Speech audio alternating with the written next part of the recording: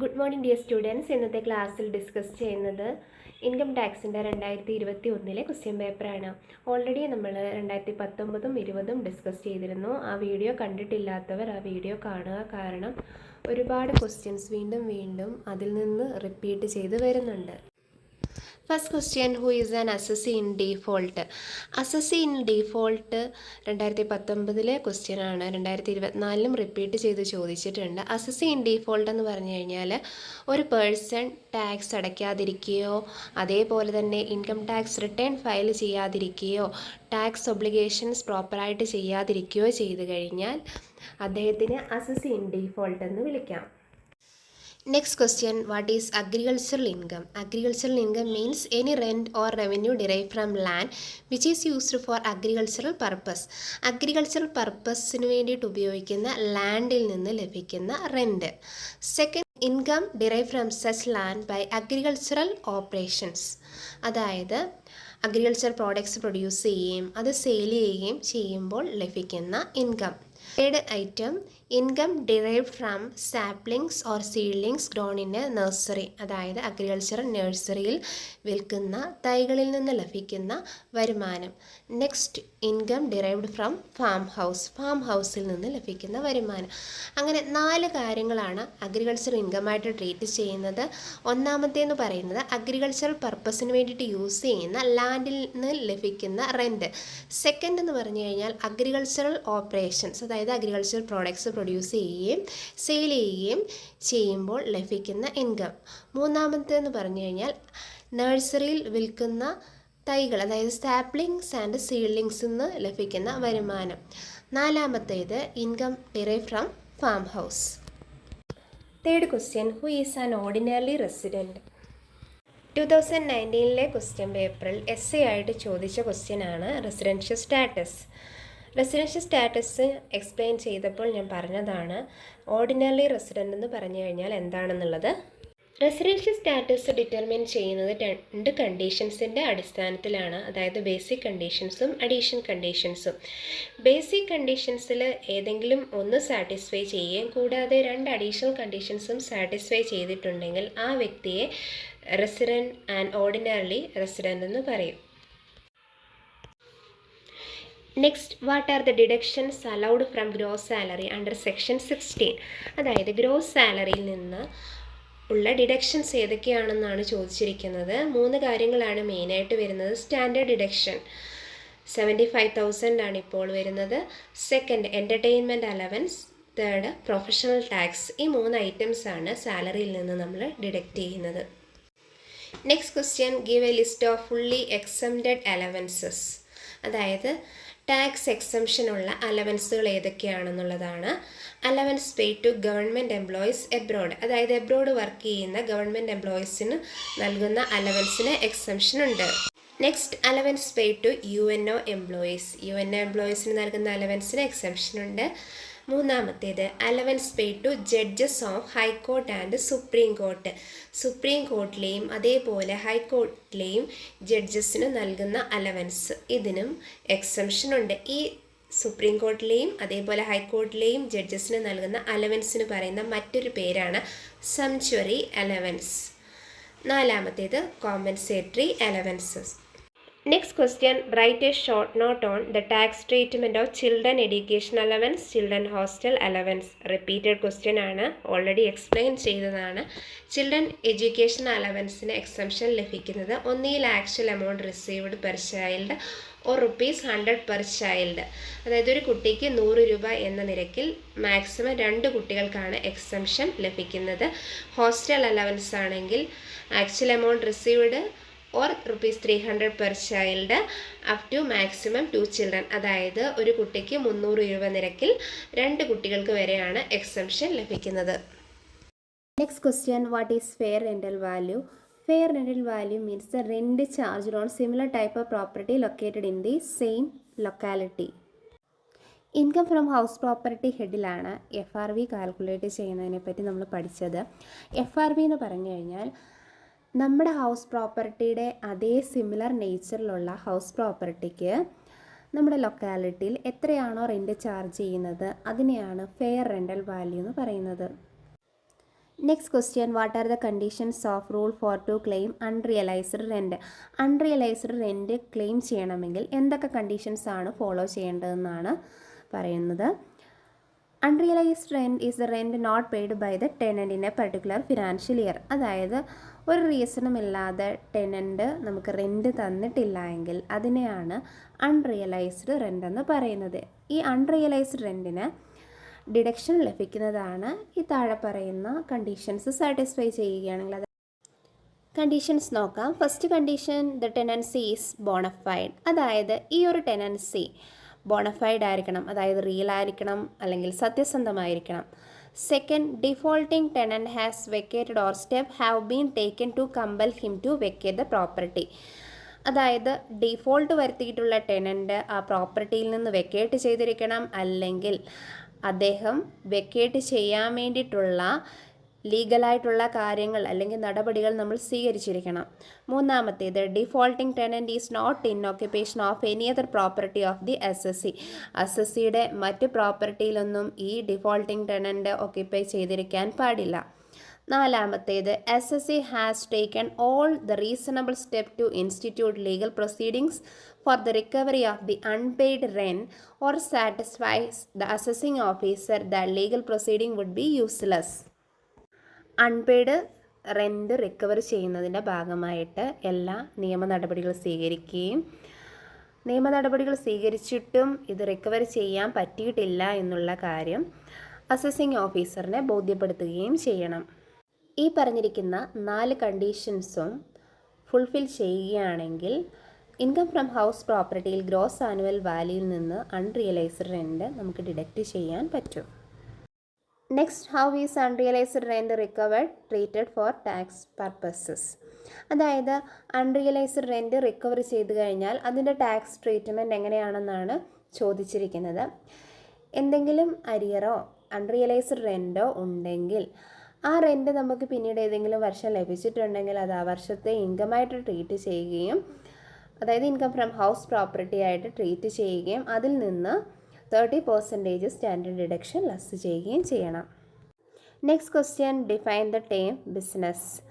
Repeated question ആണ്. Business simply means buying and selling of goods for making profit. Profit earn ചെയ്യുക എന്ന ലക്ഷ്യത്തോടു കൂടി ഗുഡ്സ് ബൈ ചെയ്യുകയും സെല്ല് ചെയ്യുകയും ചെയ്യുന്ന പ്രോസസ്സിന് പറയുന്ന പേരാണ് business. Next question, explain the term vocation. Vocation implies natural ability of a person to do some particular work. ഒരു വ്യക്തിക്ക് എന്തെങ്കിലും ചെയ്യുവാനുള്ള നാച്ചുറൽ എബിലിറ്റി, അതായത് ജന്മസിദ്ധമായ കഴിവുകളെയാണ് വൊക്കേഷൻ എന്ന് പറയുന്നത്. Example, singing, dancing, drawing, etcetera. Next question, how will you treat capital expenditure on scientific research? Any person or entity spending on scientific research in relation to the business or contribution towards the notified research association, university, college or institution is eligible to claim deduction under section 35. ഏതെങ്കിലും വ്യക്തിയോ business എൻറ്റിറ്റിയോ scientific research conduct ചെയ്യുന്നതിൻ്റെ ഭാഗമായിട്ട് research അസോസിയേഷനോ യൂണിവേഴ്സിറ്റിക്കോ അതേപോലെ കോളേജിനോ മറ്റ് ഇൻസ്റ്റിറ്റ്യൂഷനോ എന്തെങ്കിലും amount contribute ചെയ്തിട്ടുണ്ടെങ്കിലോ, അതായത് amount spend ചെയ്തിട്ടുണ്ടെങ്കിൽ അങ്ങനെയുള്ള ഇൻസ്റ്റിറ്റ്യൂഷന് സെക്ഷൻ 35 പ്രകാരം ഡിഡക്ഷൻ ക്ലെയിം ചെയ്യാവുന്നതാണ്. Next question, what is the meaning of short time capital asset? Capital asset held for not more than 36 months immediately prior to the date of transfer shall be deemed as short time capital asset. Short time capital gain പഠിക്കുന്നതിൻ്റെ ഭാഗമായിട്ടാണ് നമ്മൾ short time capital asset മനസ്സിലാക്കേണ്ടത്. Short time capital asset എന്ന് പറഞ്ഞു കഴിഞ്ഞാൽ up to 36 months വരെ hold ചെയ്തിരിക്കുന്ന അസറ്റുകളെയാണ് ഷോർട്ട് ടൈം ക്യാപിറ്റൽ അസറ്റ് എന്ന് പറയുന്നത്. 36 monthsന് കൂടുതൽ, അതായത് 36 മാസത്തിൽ കൂടുതൽ നമ്മൾ ഹോൾഡ് ചെയ്തിരിക്കുന്ന അസറ്റിനെ ലോങ് ടൈം അസറ്റ് കാറ്റഗറിയിലാണ് ഉൾപ്പെടുത്തുന്നത്. Next question, explain capital gain account scheme 1988. Capital gain ഹെഡിൽ സെക്ഷൻ 54 പ്രകാരമുള്ള ഡിഡക്ഷൻ ക്ലെയിം ചെയ്യണമെങ്കിൽ എസ്എസ്സി നിലവിലുള്ള ഹൗസ് പ്രോപ്പർട്ടി സെയിൽ ചെയ്യുകയും ആ എമൗണ്ട് ഉപയോഗിച്ച് വിത്തിൻ 1 ഇയറിൽ പുതിയൊരു വീട് വാങ്ങുകയോ അതല്ലെങ്കിൽ വിത്തിൻ 3 ഇയറിൽ പുതിയ വീട് കൺസ്ട്രക്റ്റ് ചെയ്തിരിക്കണം. അങ്ങനെയാണെങ്കിൽ ആ സ്പെൻഡ് ചെയ്ത എമൗണ്ടിന് സെക്ഷൻ 54 പ്രകാരമുള്ള ഡിഡക്ഷൻ അവർക്ക് ക്ലെയിം ചെയ്യാവുന്നതാണ്. എന്നാൽ പുതിയ വീട് വാങ്ങുകയോ അതേപോലെ തന്നെ കൺസ്ട്രക്റ്റ് ചെയ്യുകയോ ചെയ്തിട്ടില്ല എങ്കിൽ സെക്ഷൻ 54 പ്രകാരമുള്ള ഡിഡക്ഷൻ ക്ലെയിം ചെയ്യണമെങ്കിൽ ആ കൺസേൺഡ് എമൗണ്ട് ഏതെങ്കിലും പബ്ലിക് സെക്ടർ ബാങ്കിൽ capital gain deposit account scheme എന്ന അക്കൗണ്ടിൽ നിക്ഷേപിക്കണം. എങ്കിൽ മാത്രമേ സെക്ഷൻ 54 പ്രകാരം ക്യാപിറ്റൽ ഗെയിൻ ഹെഡിൽ ഡിഡക്ഷൻ ക്ലെയിം ചെയ്യാൻ അസസിക്ക് പറ്റുകയുള്ളൂ. Next question, what do you mean by grossing up? Conversion of income received into gross income in the case of casual income. Casual ഇൻകത്തിൻ്റെ കേസിലാണ് ഗ്രോസിംഗ് അപ്പ് എന്ന process നമ്മൾ ചെയ്യാറുള്ളത്. ഒരു എക്സാമ്പിൾ പറഞ്ഞാൽ വിന്നിങ് ഫ്രം ലോട്ടറി, അതായത് ഒരു വ്യക്തിക്ക് ലോട്ടറി വിൻ ചെയ്യുമ്പോൾ അദ്ദേഹത്തിന് ലഭിക്കുന്ന തുക എന്ന് പറഞ്ഞാൽ ടാക്സ് ഈടാക്കിയതിന് ശേഷമുള്ള തുകയായിരിക്കും അദ്ദേഹത്തിന് ലഭിക്കുക, അതായത് നെറ്റ് എമൗണ്ട് ആയിരിക്കും ലഭിക്കുക. എന്നാൽ ടോട്ടൽ ഇൻകം കാൽക്കുലേറ്റ് ചെയ്യുന്ന ടൈമിൽ ഈ നെറ്റ് ഇൻകത്തിനെ കൺവേർട്ട് ചെയ്ത് ഗ്രോസ് ഇൻകം ആക്കി മാറ്റണം. ആ ഒരു പ്രൊസീജിയറിന് പറയുന്ന പേരാണ് grossing up. That means conversion of income received into gross income. നിങ്ങളുടെ ക്വസ്റ്റ്യൻ പേപ്പറിൽ നെറ്റ് എന്നോ റിസീവ്ഡ് എന്നോ after deduction of tax collected by bank എന്നിങ്ങനെയുള്ള ടേം ഒരു ക്വസ്റ്റ്യനകത്ത് ഉൾപ്പെടുത്തിയിട്ടുണ്ടെങ്കിൽ അതിനെ നിങ്ങൾ കൺവേർട്ട് ചെയ്ത് ഗ്രോസപ്പ് ചെയ്യണം. നെക്സ്റ്റ് 5 മാർക്കിൻ്റെ ക്വസ്റ്റ്യൻ ആണ്. Income tax is assessed on the income of the previous year. In the next assessment year state the exemption of this rule. Normally assessment ഇയറിൽ ടാക്സ് പേ ചെയ്യുന്നത് പ്രീവിയസ് ഇയറിൽ earn ചെയ്ത ഇൻകത്തിനാണ്. എന്നാൽ ചില കേസിൽ പ്രീവിയസ് ഇയറിൽ ഏൺ ചെയ്യുന്ന ഇൻകത്തിന് ആ വർഷം തന്നെ ടാക്സ് അടയ്ക്കേണ്ടതായിട്ട് വരും. അതിന് നമ്മൾ പറയുന്ന പേരാണ് ആക്സിലറേറ്റഡ് അസസ്മെൻറ്റ്. ഇതിൽ ഏതൊക്കെ കേസിലാണ് സെയിം ഇയറിൽ തന്നെ ടാക്സ് പേ ചെയ്യേണ്ടതെന്ന് നോക്കാം. First one, income of A non resident from shipping business. അതായത് ഷിപ്പിംഗ് ബിസിനസ്സിൽ നിന്ന് ഒരു നോൺ റെസിഡൻറ്റിന് ഇൻകം റിസീവ് ചെയ്യുന്നുണ്ടെങ്കിൽ ആ വർഷം തന്നെ ടാക്സ് പേ ചെയ്യേണ്ടതാണ്. Second, income of a person who is living in India in any previous year with the intention of not returning to India in the near future.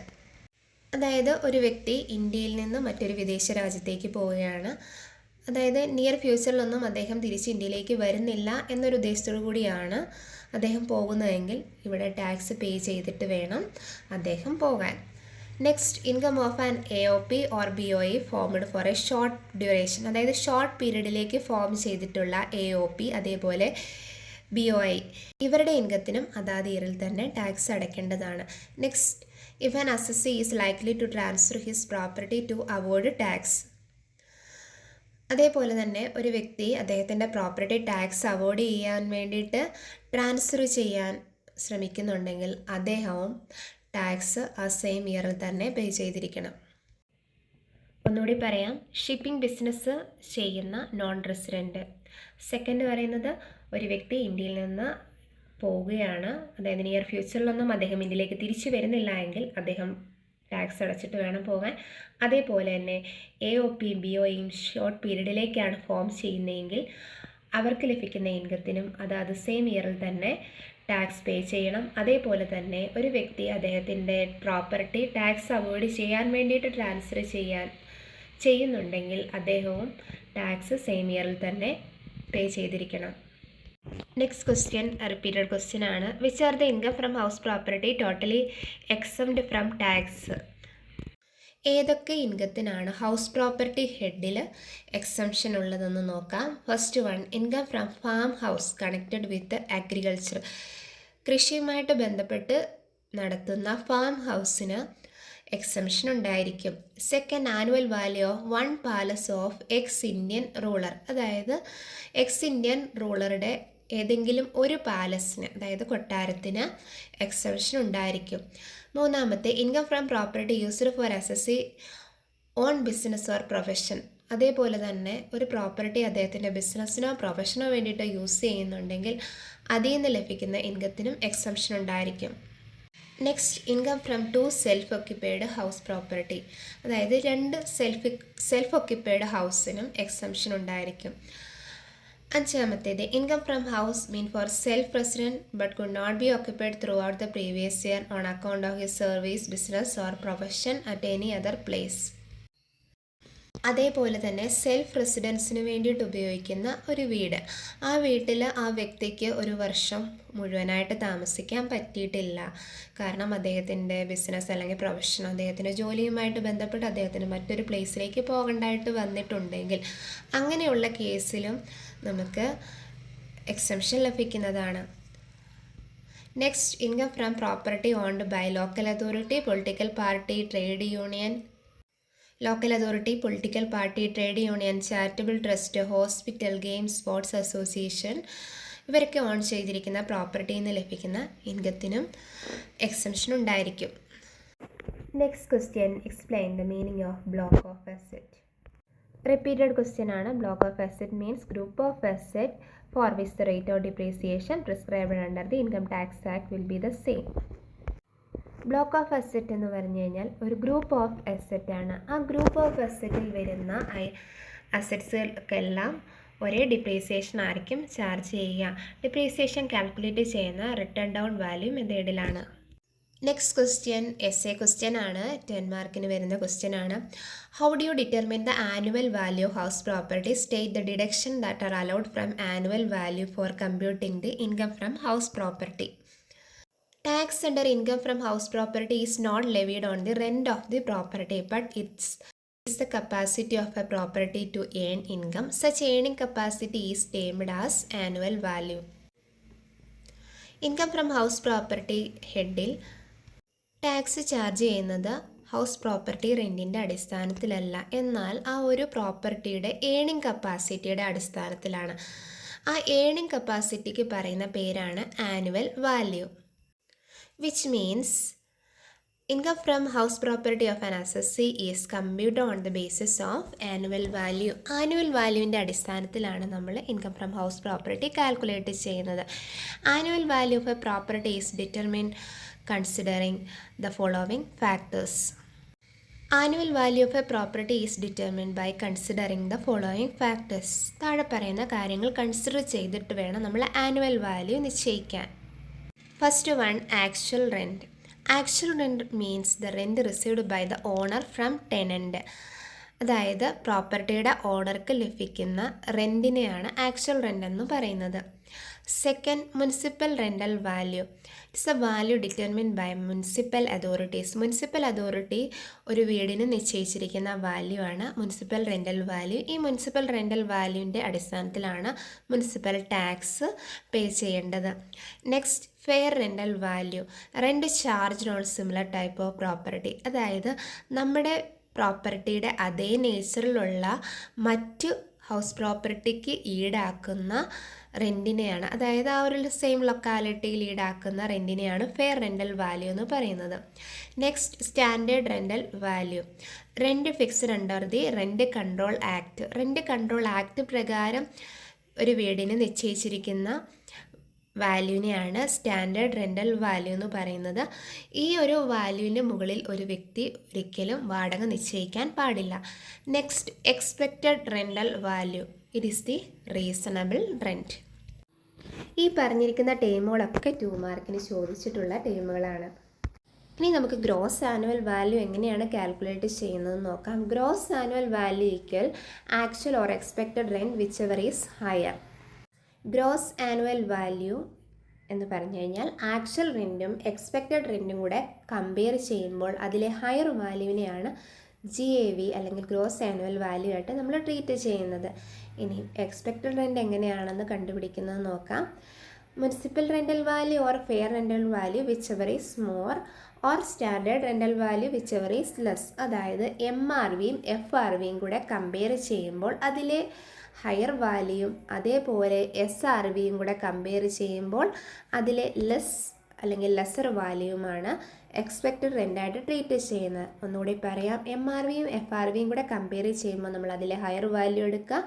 ആ കിട്ടുന്ന വാല്യൂയും SRVയും കൂടെ compare ചെയ്യുമ്പം അതിലെ ലോവർ വാല്യൂവിനെ നമുക്ക് എക്സ്പെക്റ്റഡ് റെൻ്റായിട്ട് treat ചെയ്യാം.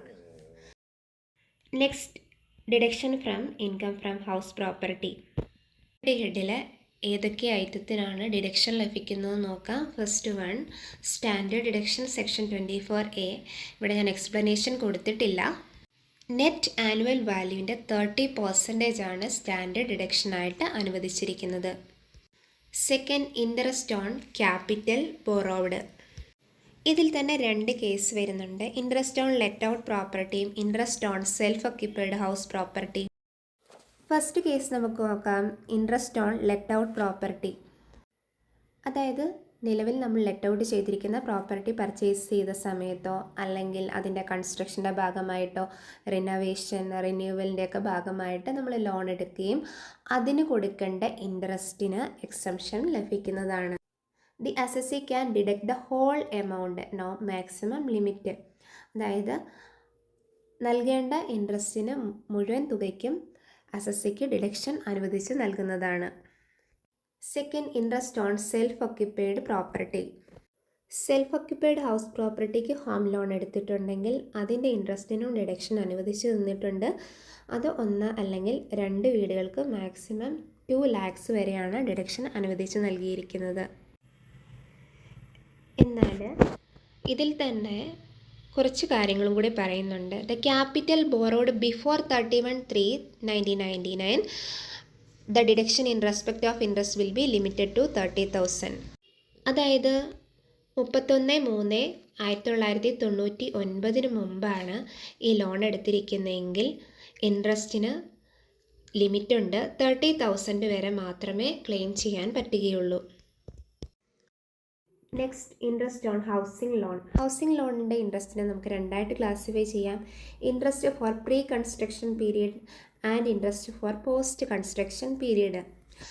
പ്രീ കൺസ്ട്രക്ഷൻ പീരീഡിലെ ഇൻട്രസ്റ്റ് ആണെങ്കിൽ deduction for pre construction period interest is allowed in 5 equal installments. അതായത് പ്രീ കൺസ്ട്രക്ഷൻ പീരീഡിലെ ഇൻട്രസ്റ്റ് ആണെങ്കിൽ അതിന് ഡിഡക്ഷൻ 5 വർഷമായിട്ടാണ് നമ്മൾ ചെയ്യേണ്ടത്. അതായത് interest is allowed in 5 equal installments. Next, interest for post construction period. Post construction പീരീഡിലെ ഇൻട്രസ്റ്റ് ആണെങ്കിൽ tax deduction up to 2 lakh can be claimed under section 24B of the income tax act. Income tax act section 24B പ്രകാരം maximum 2 ലക്ഷം രൂപ വരെ നമുക്ക് deduction claim ചെയ്യാവുന്നതാണ്.